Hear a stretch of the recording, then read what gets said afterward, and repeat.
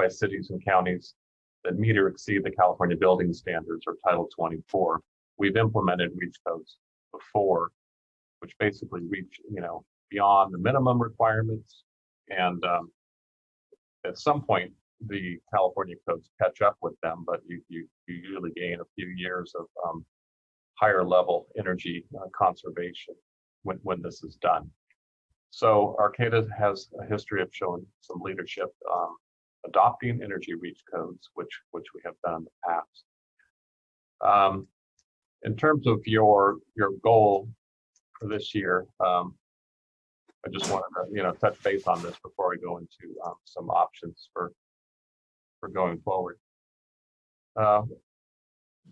One of the all-electric initiative goals was to work with the Energy Committee to review a moratorium on installation of new or replacement natural gas appliances in city facilities. We've done that internally. We haven't codified it in an ordinance, but we'll probably come back to you with that. Additionally, develop strategies to require and or incentivize private development to utilize all electric construction for new construction. Develop a 15-year plan to phase out natural gas citywide. Develop a electric fleet conversion plan for the city's vehicles and review each purchase, and that is in place and going on. Review city facilities for potential solar installation and update our greenhouse gas reduction plan metric goals. So tonight I just wanted to focus on the aspect that deals with natural gas phase out and all electric construction for building REACH codes. So the Energy Committee, took this on as a project to explore. And recently at their October 19th meeting, subcommittee of the Energy Committee did a lot of work to explore some potential options for the city to consider. And they did make a recommendation on one type of code that's basically called the energy or the electric preferred, electric ready option. And before we worked on an ordinance language to bring back to you, we wanted to make sure we were on the right track here with the city council's direction on what type of REACH code. Well, one, should we pursue a REACH code, an all electric or electric preferred type REACH code?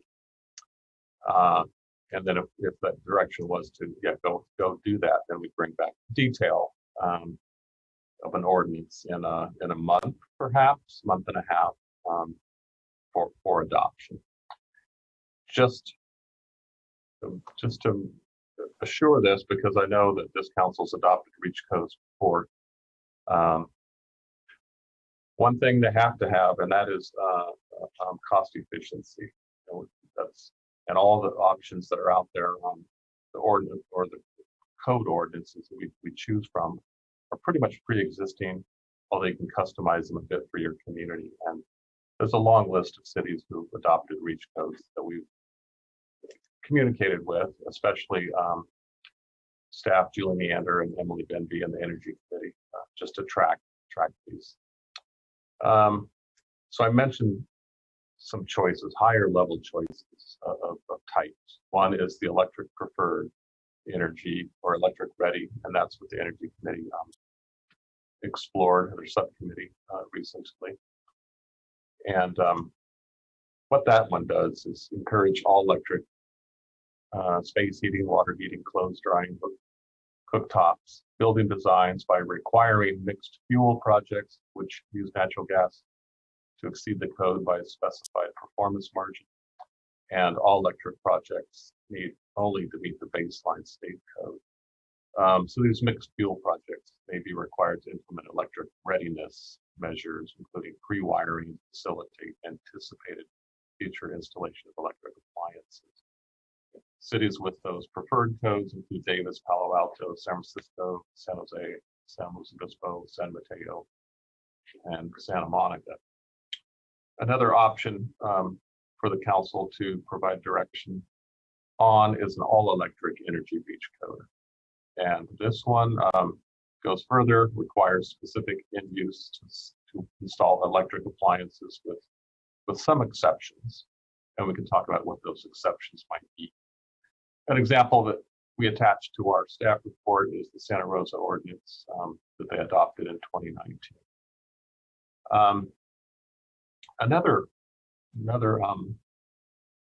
higher level possibility is to pursue a natural gas ban code ordinance, basically prohibiting in new buildings natural gas from being installed. And it's more aggressive than the all electric or the electric preferred model for each codes. An example of this type is the city of Berkeley. We attached that one as well. So in terms of which direction we go, all of these are lined up with our greenhouse gas reduction policies and our climate action plan intent. Energy Committee, I mentioned, made a recommendation, but they, as well as staff, are looking for additional feedback from the council before we take any other affirmative steps to bring something back to you. Also in the staff report, I attached the research of the subcommittee of the Energy Committee that they presented at their special meeting in October. And I know other staff and the Energy Committee chair, George Williamson, can provide answers to any questions you might have. There's been a flurry of communication, and I'll turn it over right now to Julie Meander. We didn't want to provide too much detail at this point, but just kind of higher level what the flavor of the choices here for the council to go forward with look like. So I'll turn it over to Deputy Director Meander and Emily Binby, Environmental Programs Manager, to fill in any gaps. So I may have left and just kind of introducing this topic because we want to get the most we can from the council tonight on direction. So Julie. Good evening, Mayor, Council, City Manager. So the subcommittee really has been very active and has really looked at a lot, and so they really presented to the full committee just in October. So there was no real decision made other than to go forward and to really look at some potential ordinance options in that category, and that really involved looking at an electric preferred, so that if you had an all-electric building, you just had to meet the REACH code, the existing California code for building. But if you were not going to be an all-electric building, then you would have to meet some additional energy efficiency measures if you were not going to be all electric. So that's where they were going. They were also looking at not just low-rise residential or single family, but they were looking at multifamily, and they were also looking at what the potential was for our commercial buildings as well. So that's as far as the committee had gotten in terms of their research, and I believe the PowerPoint that they put together is part of your packet. I don't know if you have questions about that, and I'm not sure. I did text George because he had another meeting, and I'm not sure if he's on yet. I haven't gotten a response from him on my phone yet. So he is here. Yeah. Oh, he is. Oh, good. Yep. Excellent. And he is present as the panelist. So. Okay, excellent. So I don't know if George wants to add anything to what I've got. I think we're here to answer any questions as well. We have also been in touch with Amy Ryder and the decarbonization group. So we're working with them pretty regularly, and she keeps us updated as to what different municipalities have passed which ordinances and what types and what those things are. And we do have a whole spreadsheet related to that as well. And I know that there's just recently also there's been some more information on the city of San Francisco and their natural gas ban, which is a little bit different than Berkeley's in that they do provide more exceptions for restaurants and other entities that really feel that, for them to operate well, they can't really give up natural gas completely. So we have a little bit of information on that, and that came from another one of our committee members, Gwelyn Paliaga, also provided that information. So the committee is continuing to look at these different options, and certainly I think they're very interested in understanding and hearing what the council has to say as well.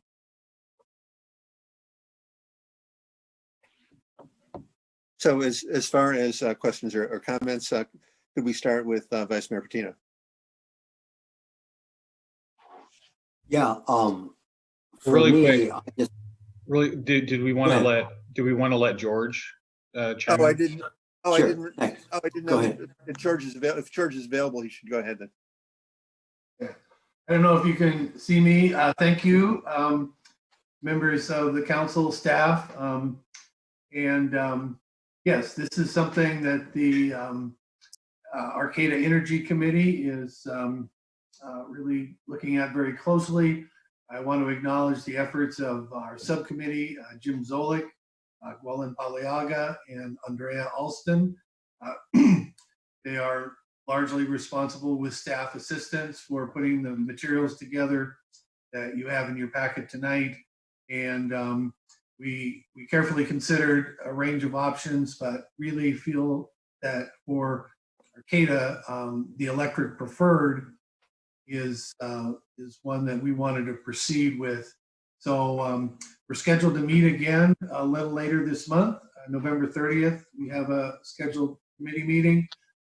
We're going to continue to work on drafting an ordinance that we'd like to bring back to council, possibly in December, working with staff. But just want to reiterate what you've heard in the presentation. It would clearly be all electric projects are incentivized, are the clear preference, and if there is a mixed fuel project, there's a higher standard for efficiency.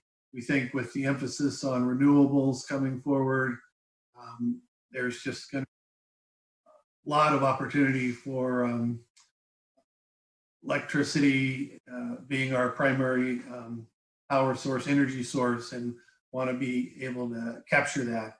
And we are, but as Mark pointed out, it has to be cost effective. And in your packet, you'll see quite a bit of attention was paid towards cost effectiveness for the code provisions moving forward. So that's really what I wanted to present. We would like to hear council direction, but the committee did unanimously recommend electric preferred, and we're prepared to move forward with your direction. Thank you. So back to council now, Vice Mayor Patino.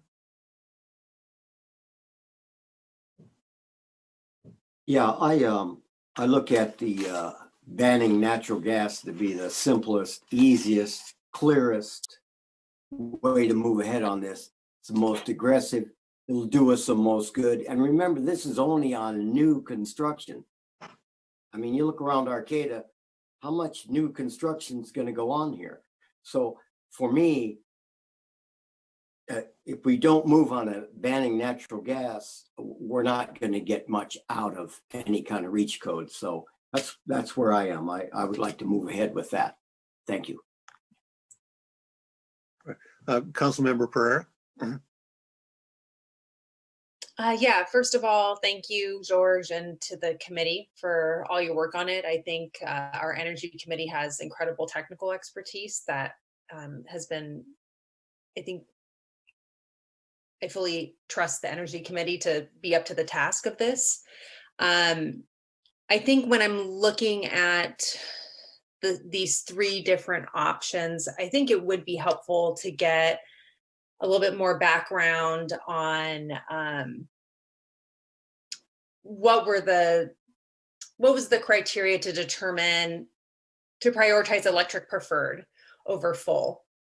And if that is something that you can speak to tonight, great. If it is something that the Energy Committee would need to have more of a discussion on of why, like if we were looking at both full electrification versus electric preferred, what would be the pros and cons of those. That's kind of what I'm looking at. So George, I'll just go to you, and then I have another point or after that.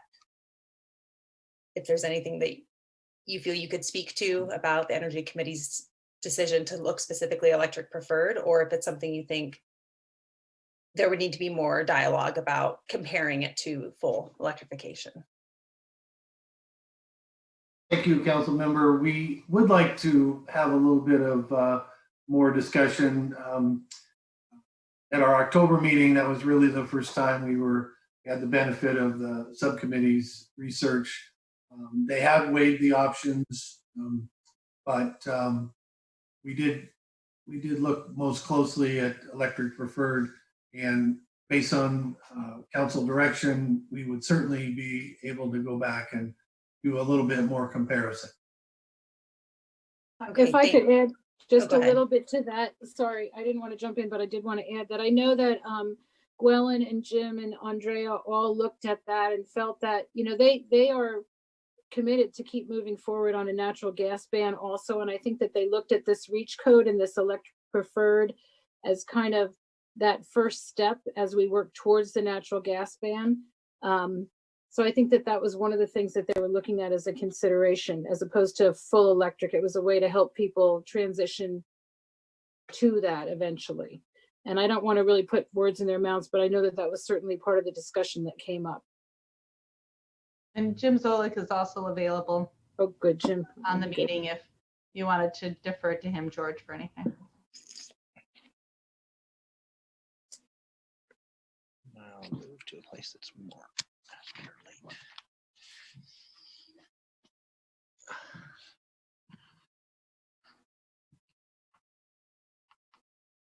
Jim, I don't know how much of this conversation you've already been able to listen to, but the council is wanting to hear about the other alternatives that the subcommittee considered, all electric, natural gas ban, in addition to the electric preferred.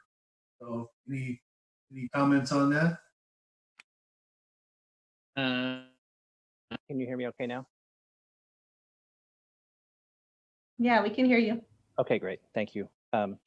Sorry, I just I lost track of time and then realized, oh my goodness, got to check, see if I'm not too late. So let's see if I can sort of quickly summarize. So the subcommittee was myself, Gwellen Poliaga, and Andrea Alstone, and we did, and staff was a tremendous help as well. And then there, Misty, and I'm forgetting Misty's last name, but she's a consultant that. Bruceri. Really? I'm sorry, what was that, Michael? Misty Bruceri. Bruceri, thank you. Who provides consultant services to communities that are looking to do reach codes. So we did look at what other communities had been doing, and we certainly so as you know, some communities have banned out natural gas outright, not through the building code, but through their I forget what the other powers. I'm forgetting the exact terminology at the moment. Police power. Police powers. Okay.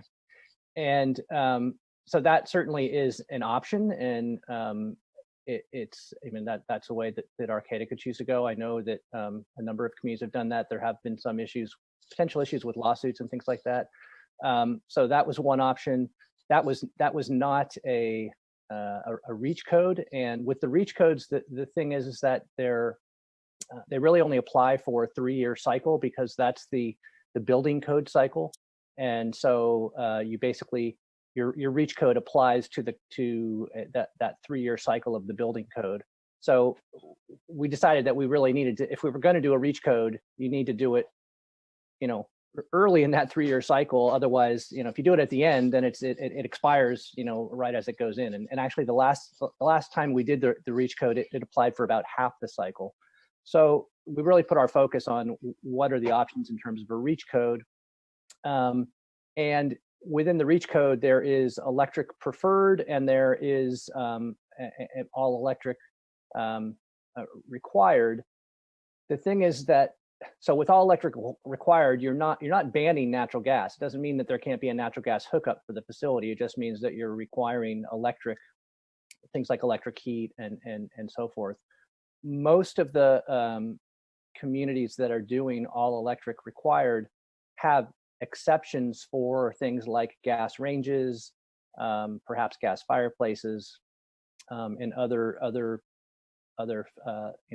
potential exceptions as well. So it ends up not really being a gas ban, but so we looked at that, and then a number of communities have done what we ended up settling on as a recommendation, which is the electric preferred, which basically sets a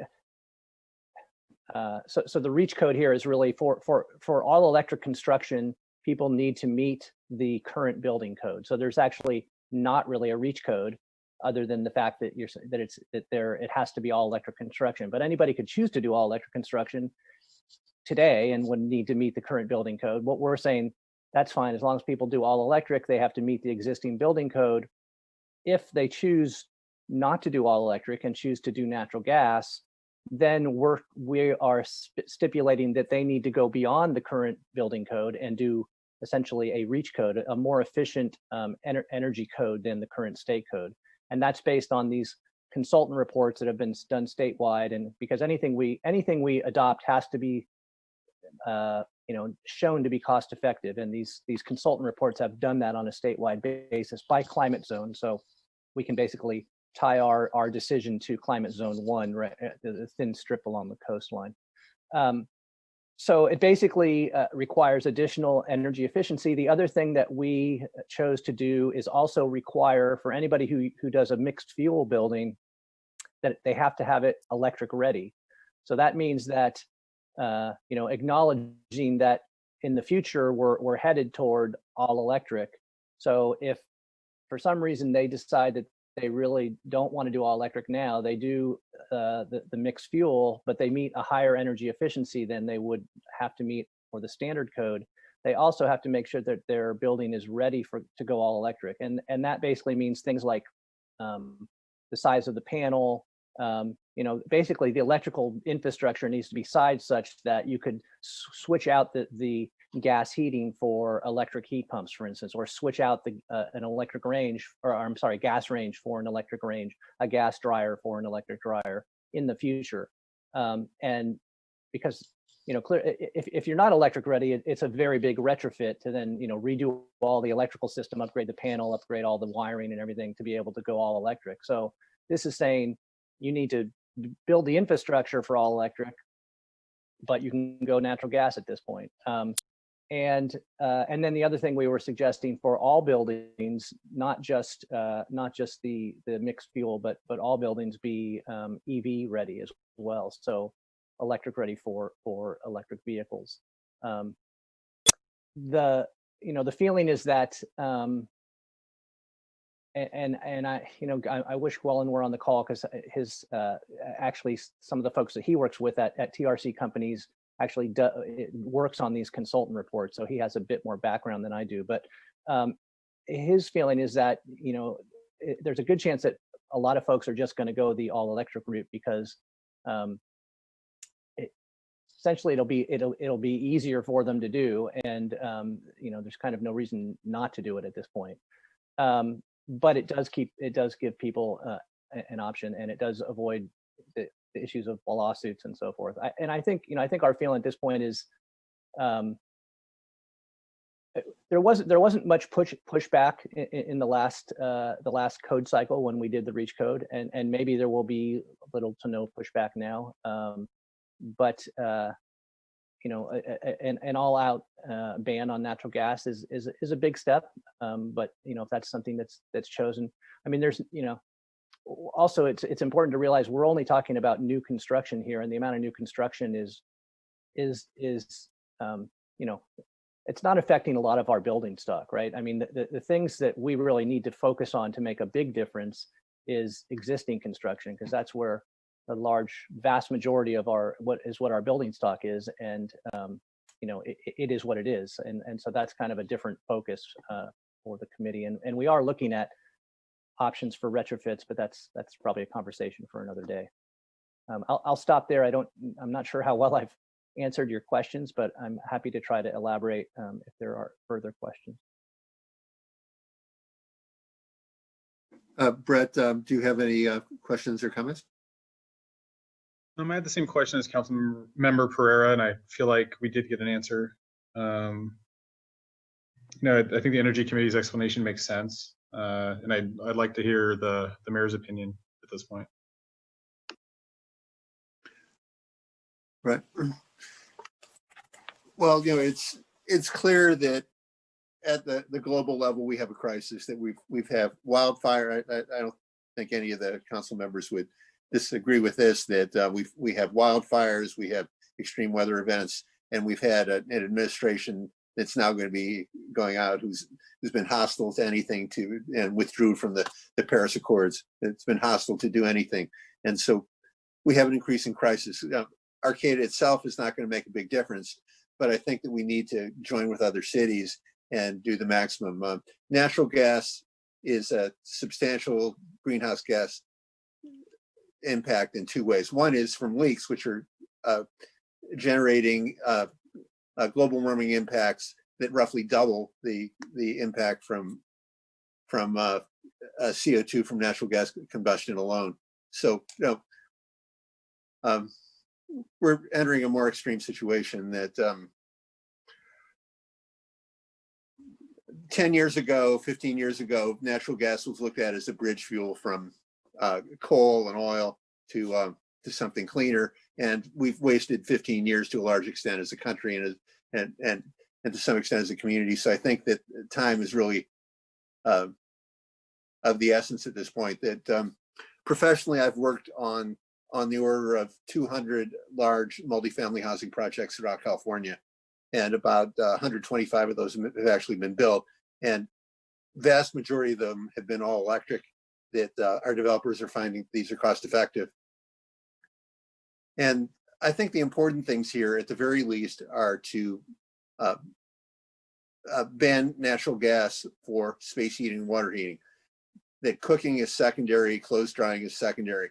That just those two applications of space heating and water heating generate 80 to 90% of total greenhouse gas emissions of a resident. So I think if we're not going to go for banning natural gas completely, although I favor that requiring electric space heating, requiring electric water heating, I think are the critical elements that we need to have. If somebody likes natural gas for cooking, I don't think that's a big deal, or for clothes drying, I don't think that's a big deal. But I think that we really don't, as a community or a society, we don't have the luxury of waiting and hoping that people will choose all electric. If we go with the REACH code of electric preferred, somebody goes with mixed fuel natural gas, even with a higher performance requirement, they're only going to be reducing their greenhouse gas emissions by on the order of 10 to 20%, which is not a very big reduction. Where if we require electric space heating and water heating, then we're going to have on the order of 80, 90% reduction in greenhouse gas emissions. The other aspect of this is that most of our electricity is being contracted for by RCEA, and RCEA is committed to 100% renewable sources for electricity. And so if somebody is going to be heating, space heating or water heating with electricity, and RCEA goes to 100% renewable sources, that means zero emissions for those applications. So I feel that this locally, Danco, who's one of the clients for my consulting business, has gone to all electric for all the multifamily housing projects that they've worked on.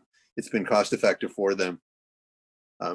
I've also met with a substantial number of small developers and familiarized them with all electric construction, and they're becoming comfortable with that. So that's the direction I would like to see, at the minimum, requiring all electric new construction for space heating, or requiring electric for space heating and water heating, but ideally going to requiring all electric for projects.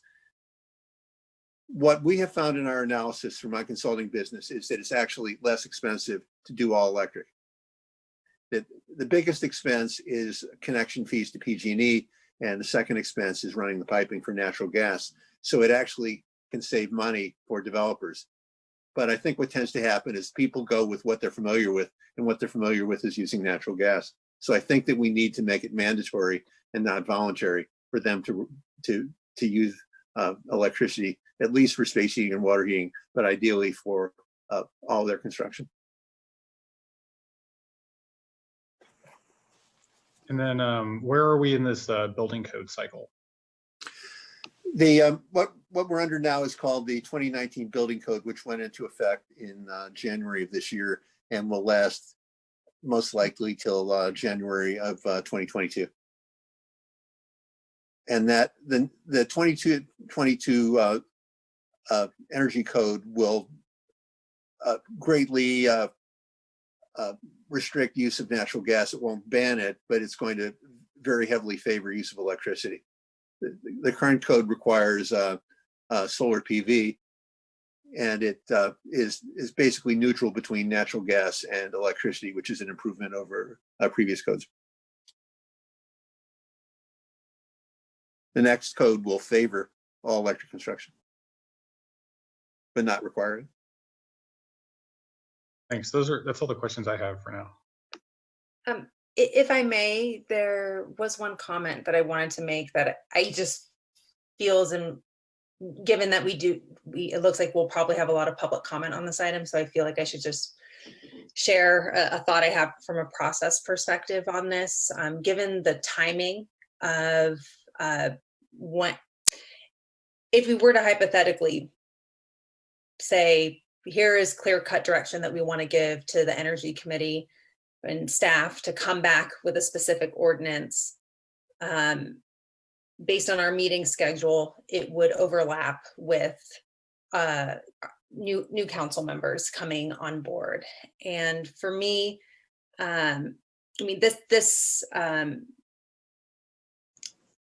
for me, what I think would be important to consider is giving a new council the opportunity to have a chance to give some direction on this as well. I think that there's direction that we can give tonight, but for me, I feel like if there was an interest in making a more specific direction for an ordinance that would come back for a vote, that would basically coincide and overlap with the transition of council members, given, I think, how big this policy is, I feel like we should get an opportunity for their input as well. So I feel like that's important for me to say before there is public comment, because I'm not trying to,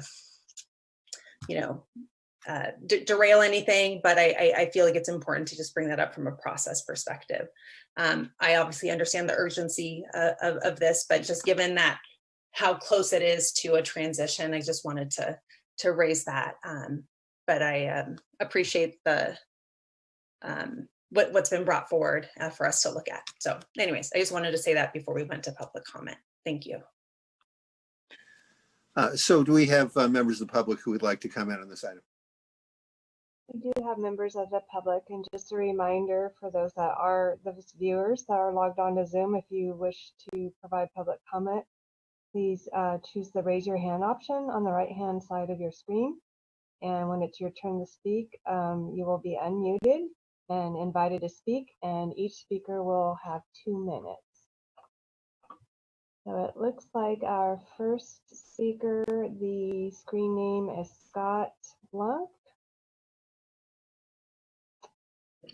Hello, and thank you for taking my comments. I want to express my support for the mayor and the vice mayor and their more aggressive stance than the Energy Committee. I think an all-out ban is the right way to go. As they both pointed out, new construction is a very small piece of this, and it sets the signal for the rest of society that this is where we're going. And and what we really need is the existing buildings to start converting them, and the clear cut signal that gas is done in our buildings starts with new construction.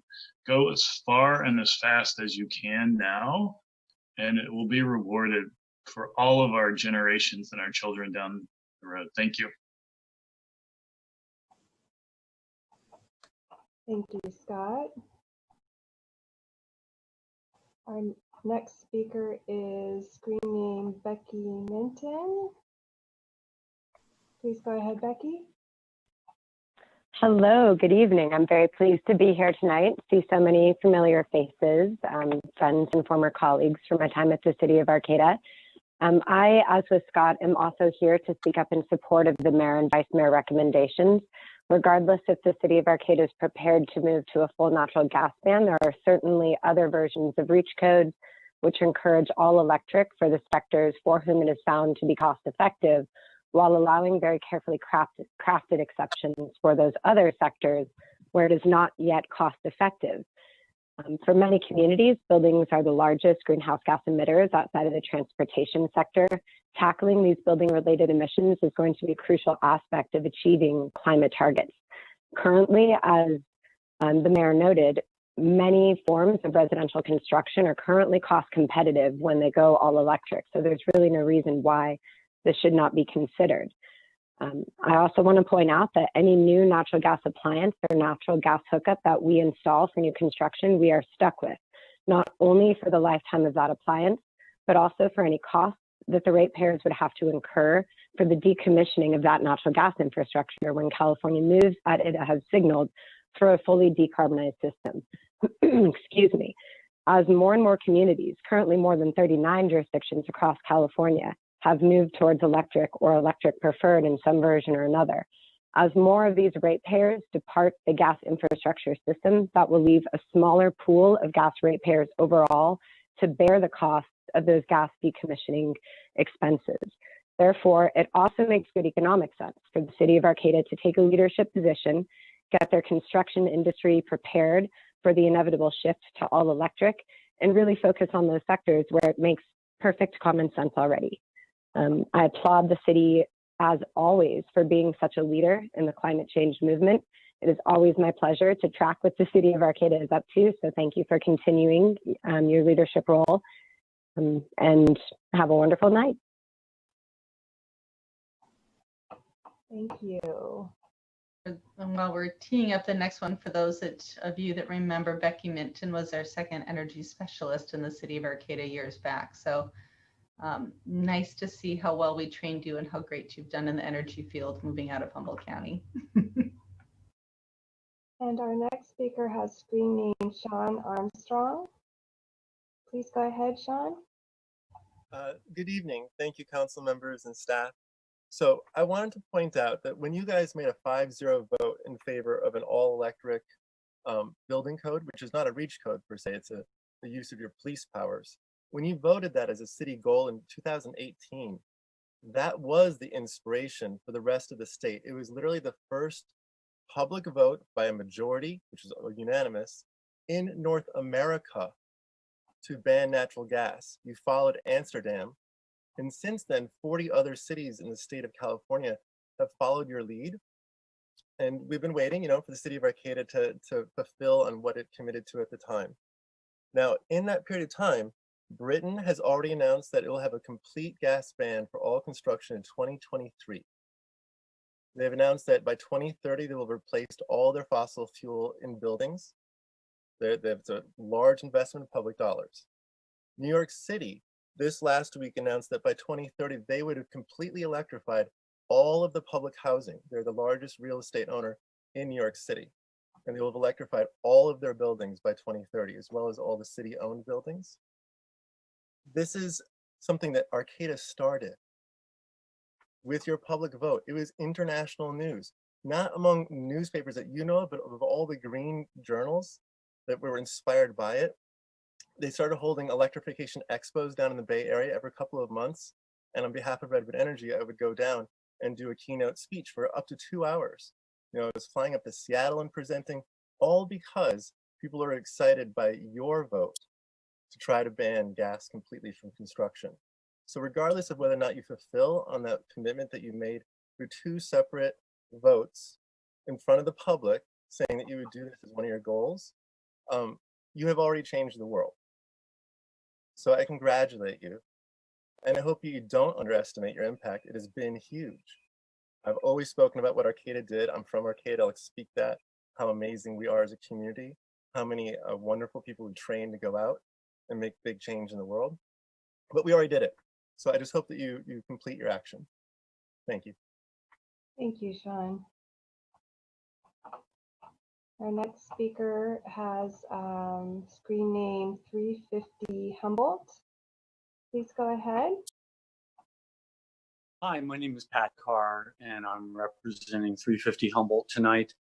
So I really want to pass on a lot of thanks to Mayor Winkler and to the City Council for showing the kind of leadership that has led to this conversation happening tonight. I really second what Sean Armstrong was just talking about in terms of Arcata having been a leader in getting out of natural gas. And so 350 Humboldt, we are very much in support of any measure that would end natural gas use in new housing and commercial buildings in Arcata. Primarily, we think that time is of the essence, both in terms of our climate, but also in terms of our economy. The sooner that Arcata can begin getting our housing and commercial building stock out of natural gas, the better for our economy over the coming years. And that's related to the high likelihood that natural gas is simply on its way out. Its days are numbered in terms of being the dominant fuel used to heat houses and businesses. It'll probably take years for it to be completely faded out, but over that time, fewer people are going to be using gas, which means that the costs of maintaining the natural gas infrastructure are going to be shared among a declining pool of customers. And as you may know, that natural gas infrastructure has been very problematic. There have been catastrophic explosions and gas leaks. And so we really want to be moving out of that. Many of the people who will be stuck with natural gas over the coming years will potentially be those least able to, on their own power, no pun intended, on their own power, retrofit into all electric housing because of the simple costs. So the sooner that we can start moving new buildings into being all electric, that's going to be very advantageous for lower income folks and renters, for boosting the general economy here in Humboldt. I want to end by just saying I very much appreciate that this is on the agenda and wish you well. Thank you. Thank you. Our next speaker has screen name Andrew True. Please go ahead, Andrew. Hi, I'd also like to give a testimonial in favor of the natural gas ban. I'm actually a high schooler and I want to offer my perspective as a youth and student, hopefully to give you some context for what some of your other constituents may be thinking. I want to begin by saying that I've always lived in California, and throughout the ups and downs of federal political turmoil, it's always given me pride to be able to say that I was from California, the unquestioned progressive leader in building a sustainable and equitable future. And for the past 4 years, all of us across the state really have stood strong in the face of a socially regressive and morally corrupt presidential administration. Every lawsuit by Javier Becerra filed against the federal government brought me hope for our situation. Yet I really want to emphasize that now is not the time to retreat into complacency when we're confronted with such an urgent existential threat like global warming. And all that stands between us and the solution is just the political willpower to catalyze this change. I truly believe that local legislation eliminating natural gas in new buildings would be both a symbolic and a material step forward in combating climate change. In such an affluent state like California, I think it's absolutely inexcusable to shrug and move on from such a proposal. Ordinances such as these are one of our primary tools to rapidly decarbonize the residential and industrial sectors, and anything less than an ambitious plan here will simply not suffice. We, the students, the children, and the activists, look towards your leadership as a precedent-setting, paradigm-shifting signal to the rest of the world. If not us, at the end of the day, who else will make and inspire these changes? California, as I'm sure you know, is home to the 5th largest economy globally, and taking such ambitious action here in Arcata will ripple across the state, the nation, and ultimately the planet. Every decision is magnified, and if you choose to ignore this issue, we resign ourselves to a bleak fate. But I know that today you are now empowered to make true change in your community and beyond. And I hope that Arcata can become part of the solution through a ban on gas in new buildings and join the groundbreaking climate work being done by others. Thank you, and I really appreciate you considering this proposal. Thank you. Okay, just checking if there are any new public comment on this item. Okay, that concludes public comment for this item. All right, now back to council. So if any member of council would like to propose a direction or a motion, please go ahead. I'd like to propose a motion that we have at the Energy Committee, given that they've already given us a recommendation for electric preferred, I would like to see them evaluate that recommendation compared to all electric reach code, compare it to a natural gas ban, including an alternative where it's purely just for space heating and water heating. I'd like for them to do that comparison so that way at the point where we're making a final decision that has been fully vetted by the Energy Committee so that we can move forward. If it's truly that, we're looking at, we want to move forward, this council wants to move forward with a natural gas ban, then we've at least taken the step to look at what would be the difference between just doing space heating and water heating or doing a full ban. I think having that in the Energy Committee vet that, if there's a way that they can, do that at their next meeting, recognizing that we do want to have something come back quickly to the council. But I think that would also be helpful for when there is that transition of new council members, then that work has already happened.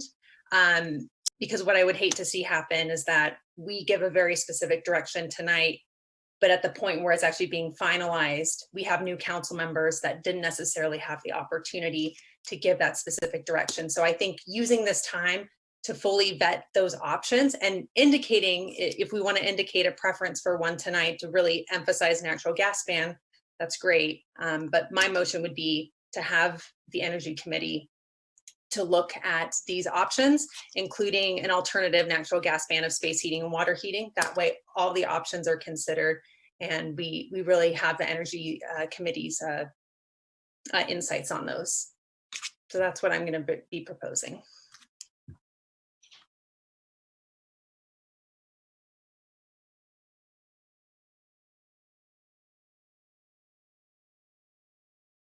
Okay. So I like the idea. Oh, go ahead. I'm sorry. No, I was going to say, I figured I wasn't actually going to get a second on that, but no. Got to put it out there. I'm so close. No, I mean, I like where you're going with it. I think you make a strong point about leaving some space for the new council to be able to weigh in on it. And I also, I agree that time is of the essence, and I'm just wondering on that idea of giving direction to the Energy Committee. I guess what I was thinking is to bring back, just to ask just the committee to come back with potential language on a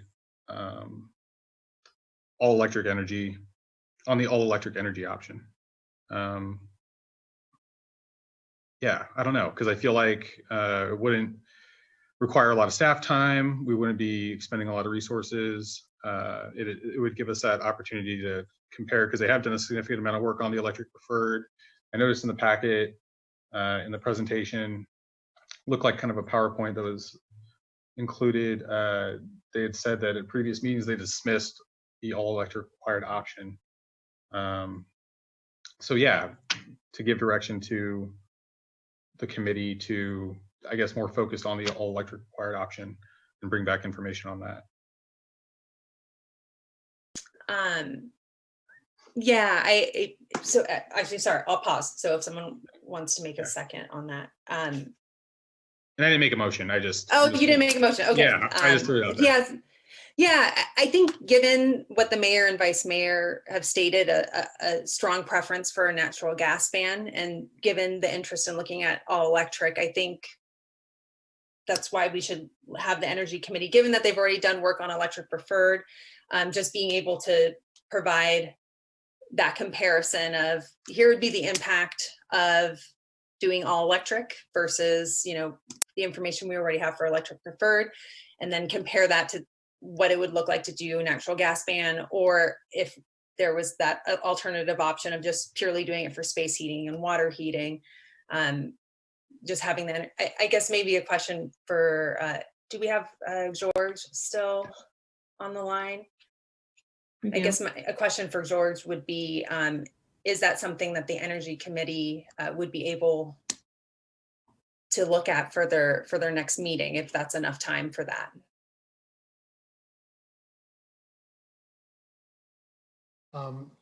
Our next meeting is scheduled for the end of November. I just would like the opportunity to confer with staff to make sure they feel they can get prepared.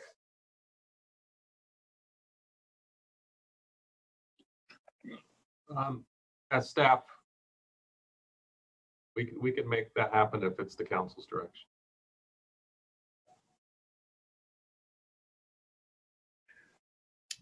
Okay, so thank you. I mean, that's what I would be proposing, is if that's the will of the council.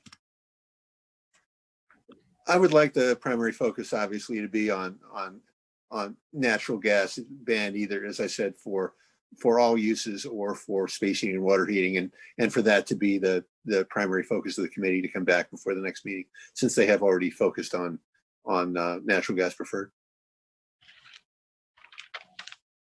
and have them report back to the council for the December 4th meeting. You mean all electric preferred? Yeah, all electric preferred. Not all electric preferred, all electric required, or either mandate all electric or mandate all electric or electric for space heating and water heating. I want that to be the focus of the work of the committee and direction to the committee. Since Michael, Michael, I support what you're saying, because if we actually do all electric energy reach code, basically for new construction, it's going to end up being sort of a natural gas ban. So,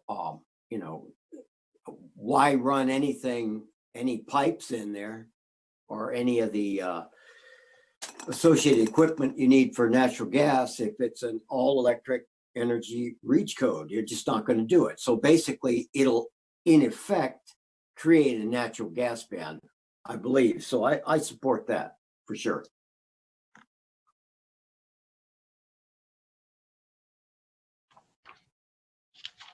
So I'm hearing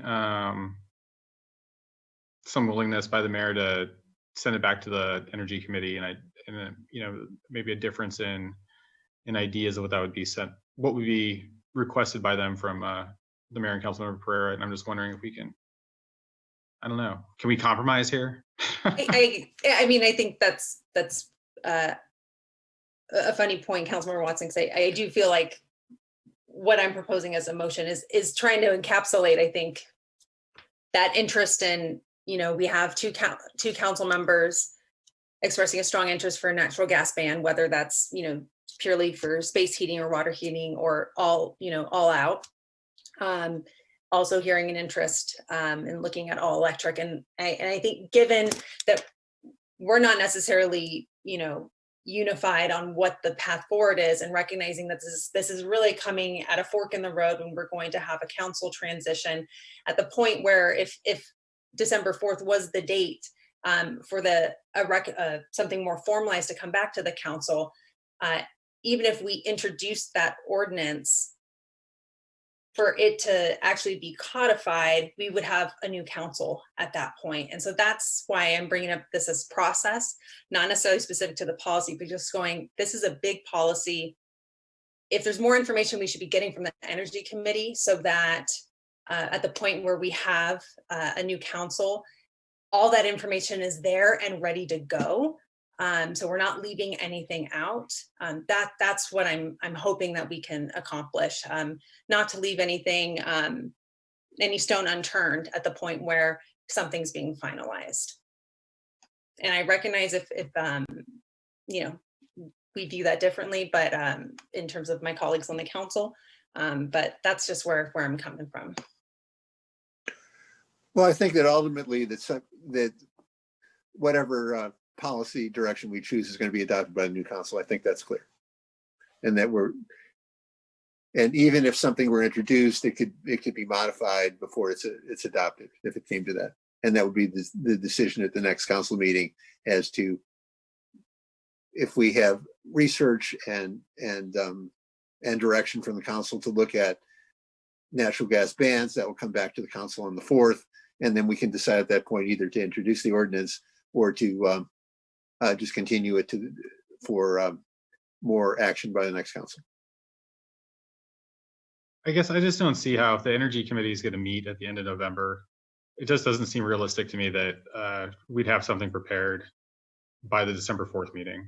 And so that's, you know, what I'm thinking is, I guess I don't see the harm if we did give, you know, more substantial direction to, just for example, to bring back an all electric energy reach code language on that, or a draft. I wasn't under the impression that it would be ready for council consideration until after the new council members took their seats.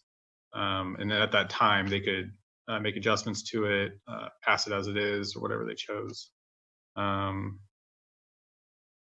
Yeah. So I'm just proposing that we give direction to the Energy Committee to investigate an all electric or an all electric reach code, and then at that point later in the month or sometime that the new council can decide on the specifics of what they're going to adopt. And it sounds like that's what that's part of what Councilmember Pereira's motion was, in addition to comparing it with the other options. So I feel like, I mean, right now, yeah, I mean, I think I'll second Councilmember Pereira's motion, because I feel like it kind of encapsulates everything.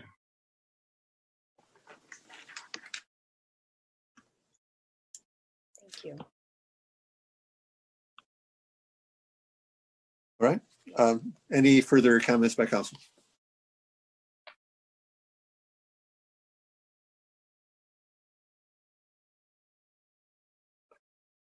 All right, and I'll do a poll. Vice Mayor Patino? Aye. Councilmember Pereira? Aye. Councilmember Watson? Aye. And I vote aye.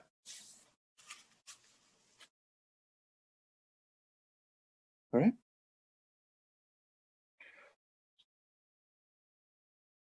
So thank you, George. And thank you, Jim, if you're still on. Right. Next is new business item C, discuss an annual award for Community Member of the Year. All right, so maybe we're pivoting from really weighty agenda items to something a little bit later. But you probably recall at your October City Council meeting, it was actually an outgoing committee member that suggested to the council that the city establish a Community Member of the Year award, similar to what we do for Business of the Year award. And so that was requested just to be placed on an agenda for the council to have a very initial conversation if this is something that you're interested in. And if you are, what are criteria that you would be interested in city staff utilizing to put that program together in terms of how we would nominate, how they would be reviewed, how the awards would be received, and how that recipient would be chose. So this is just a very initial conversation for the council to talk about. Is this something that you are interested in? Would it be one category? Would it be more than one category? And then we could put together a program or not, depending on your direction tonight. So I will turn it back to the mayor to open up for discussion. All right, so questions or comments, starting with Councilmember Pereira. Actually, I'd like to defer, to the mayor for putting this on the agenda and see if there was a particular vision. I see, in our packet that there was a couple different examples, but I guess I would be interested to get a little bit more background on kind of what was being envisioned with this, and if there was a direction that any of my colleagues saw this going, but in particular the mayor, since it was put on the agenda for our consideration. Well, I mean, there's some outstanding members of our community, some of whom have served the community outside of public office for many years, and I thought it was important to recognize them.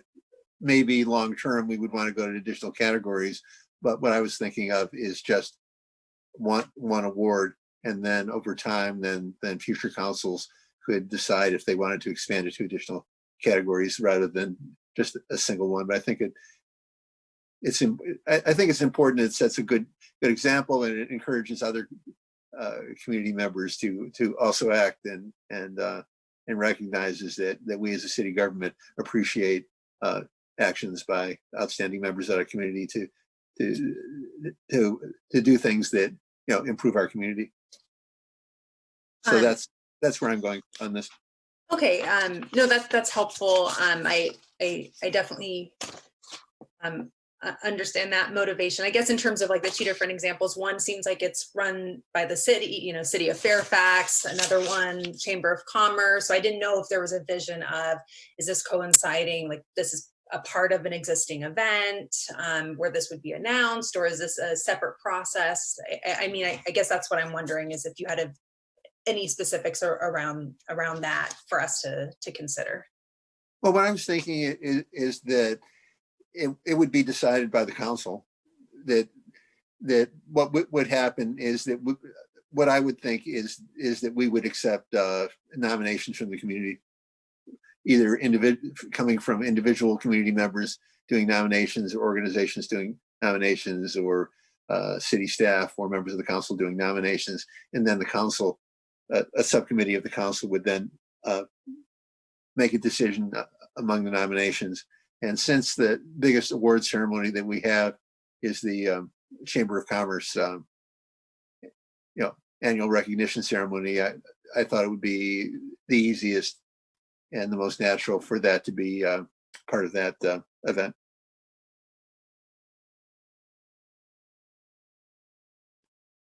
I feel like the Chamber of Commerce is already a really long event. They already give out a lot of awards. I'd like to see something where the council picked and we just gave it to them at a council meeting. Maybe a plaque or something like that. And yeah, if it's just an open to the community process where anybody can submit a nominee, and then it's the council or subcommittee that chose the person. That's kind of as much of a vision as I've come up with so far.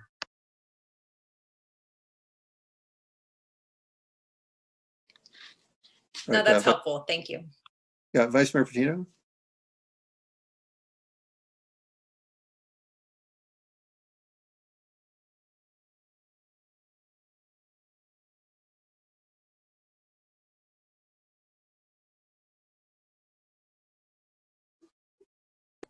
He may not have heard you.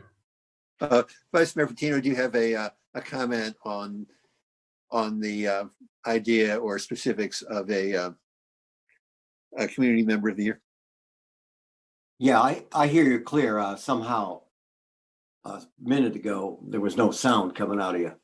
Anyways, here's what it is. For me, I'm not interested in this in general, because, I just know too many community members and that I would consider valuable and could be community member of the year. So if we're not going to limit the number of people that can apply, you may have a couple hundred that you get to go through. And who's going to do that? And really, I kind of lose the point of making somebody special. Now that we've been locked down equally, no matter how wealthy or whatever we are through COVID, we come to realize that we're all community members of the year, and I'm not really up to select one. So I'm not interested in it. Let me say that. Thank you.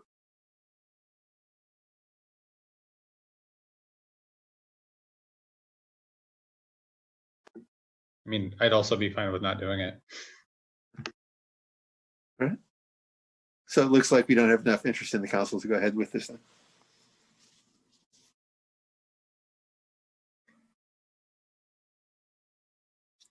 All right. We do have a public comment waiting for this item. Do we have a public comment on this? We do have a public comment. A reminder, if anyone else wishes to comment, to select the raise your hand option on the right hand of your screen, or if you're calling in by phone, press *9. And it does look like we have at least one public comment with screen ID. We have one phone call in, so you will have 2 minutes to speak, please. Phone caller, please go ahead.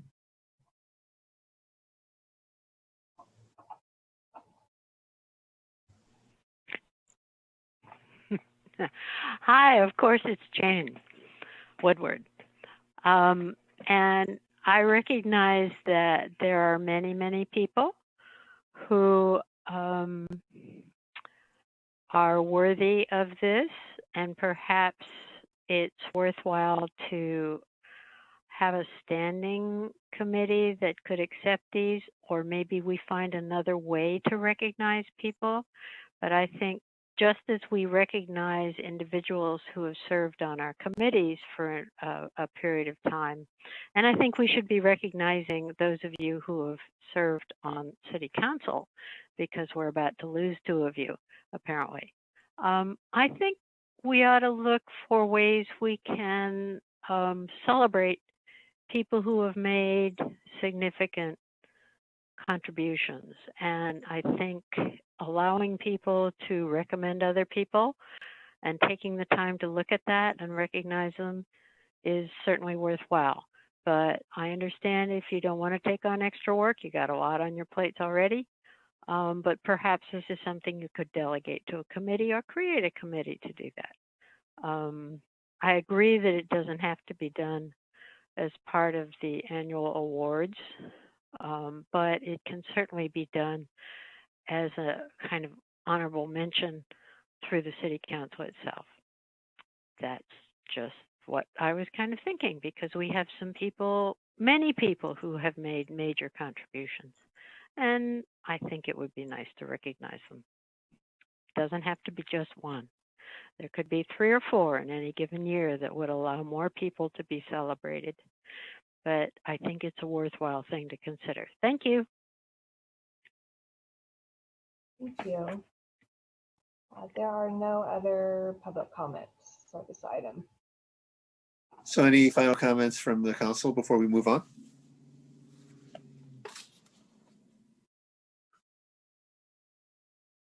All right. Next is oral and written communications. This time is provided for people to address the council on matters not on the agenda. Please raise your hand if you are on Zoom webinar, or press *9 now if you are on the phone line and you would like to make a public comment. Speakers are limited to 2 minutes. When it is your time for public comment, the clerk will unmute you and invite you to speak. So do we have any people who would like to make public comments at this time? We do. This is for public comment for items that are not on the agenda. And we have, looks like it's our phone caller again. Please go ahead.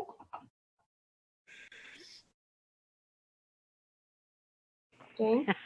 Okay. It's Jane again, and I simply want to take this opportunity to thank what appear to be our two outgoing members for their outstanding service.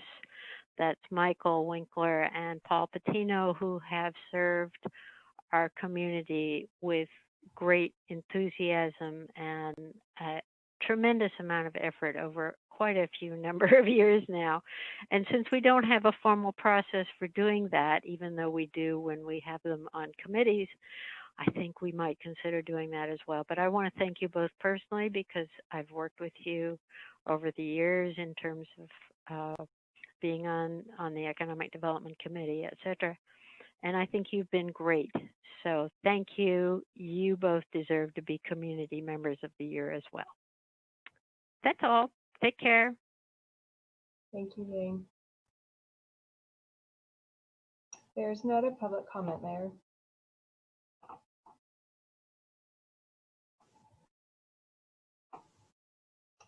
That concludes public comment. Right. Well, thank you very much, Jane, for your very kind thoughts, and I appreciate them very much, and I've appreciated working with you.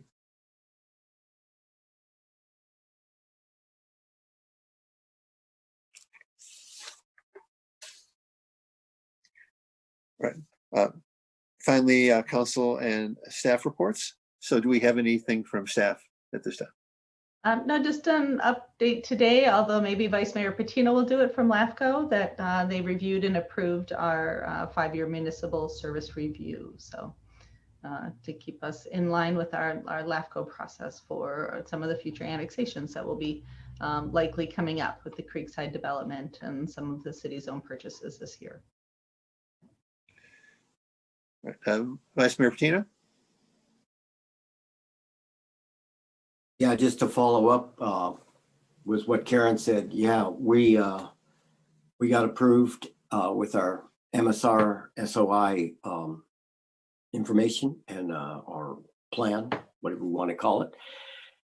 And Creekside development will probably come up next year. And since I'm the city member on LAFCO, one of the 2 city members on LAFCO, and I'll be leaving, it's a great time for other council members and new council members to think about representing the city of Arcata on LAFCO or asking to be a representative, because the mayor's select committee will pick that person.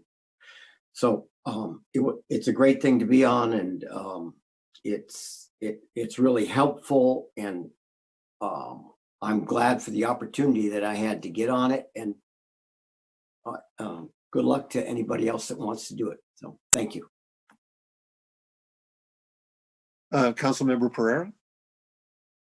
Yeah, just a brief update regarding the CRV buyback.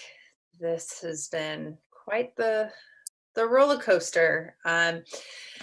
Long story short, there was a grant that Cal Recycle said there was 1 slot left, and that we were going to be able to apply for it as a region, as a county.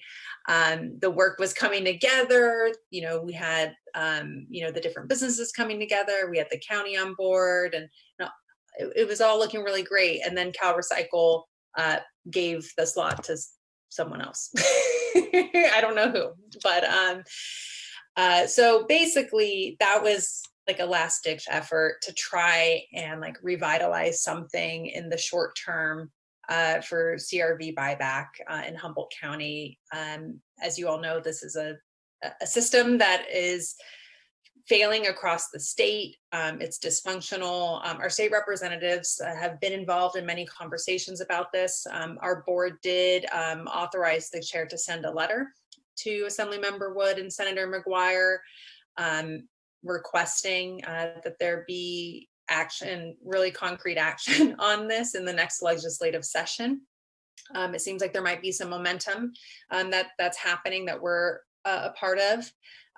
So the short answer, if you get a question about CRV buyback, is that we don't have it right now, and that there's not something for the foreseeable future. And it's really disappointing. No fault of, there's been no lack of effort here locally. There's been an incredible amount of effort to make it happen. And unfortunately, there's just not a way for it to pencil out across the state, and here locally as well. So I just wanted to give you an update, because I know that is something that many people in our community have been asking about, and it's something that our board and HWA staff have really grappled with, because it is something that is in high demand and provides an important service in our community. The other big news is that our executive director, Jill Duffy, is retiring. And so recruitment process will be beginning soon to find someone that will fill the shoes of Jill Duffy, which is a tall order. She's also tall, so I guess I don't know. There's a unplanned pun there. Anyways, so that's the news. Thank you. All right. Let's see, Councilmember Watson. No, I don't have anything this evening. Thank you. And Vice Mayor Patino. Yeah, I don't have anything else. Thank you. Let's see, I attended a meeting of Main Street that they had a very successful Halloween event, which was around the plaza and was done with appropriate social distancing. So people had a lot of fun with that. That was good. And they're getting all prepared for putting up the lights and doing the Season of Wonder and Light. And I hope it will be a very successful and fun season for all of us, no matter how we choose to celebrate it. And I myself will be doing it via Zoom and staying physically at home, which I would encourage all of us to do under these circumstances with COVID. And also, I've been participating in meetings of the subcommittee of HCOG that is working on metrics for sustainable transportation. And we will be meeting again soon. And then tomorrow will be a meeting of RCEA. And dates of future meetings. We need to select a time for a special meeting to declare election results and swear in new council members. And a suggested time is on December 10th. And if people can say what will be convenient for them, please go ahead.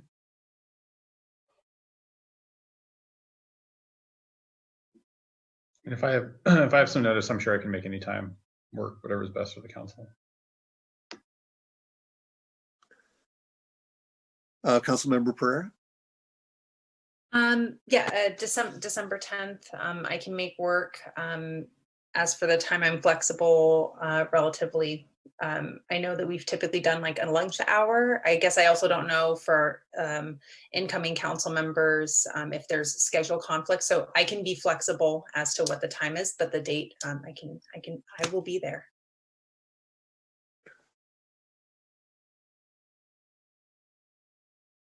Right. And Paul.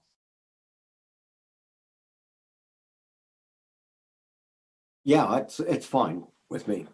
Thank you. Right, and traditionally we do this at noon, but what I would suggest is having staff check with the incoming council members and see if there would be a problem with us setting that time for them, if any of them would have trouble making that time. And so what I would do is for us to tentatively set a time, and then if we can quickly get back to them, and I would say tentative time, and would be possible.